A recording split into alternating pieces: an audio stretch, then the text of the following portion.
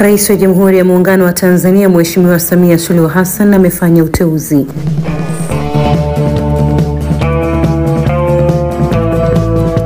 Kupitia kwenye ukurasa rasmi wa Ikulu Mawasiliano tumejulishwa Mheshimiwa Rais amefanya uteuzi mzito wa kumteua Jaji Mkuu mpya wa Tanzania. Ikumbukwe Jaji Mkuu wa Mahakama ya Tanzania ndiye kiongozi mkubwa mwenye nyadhifa ya juu kuliko wote kwenye upande wa mahakama. Hivyo uteuzi wake una uzito mkubwa kwa taifa na hakika ni swala Mheshimiwa Rais alilofikiria kwa kina.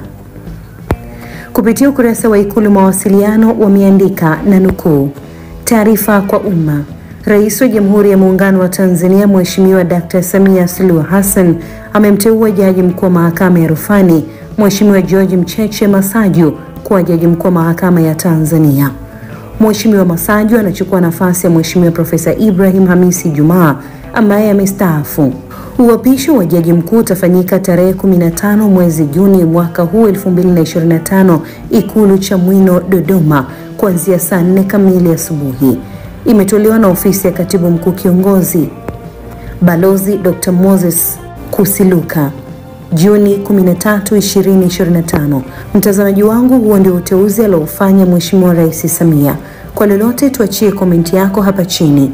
Mimi ni Teresia Alfred na hii ni Mseto Media.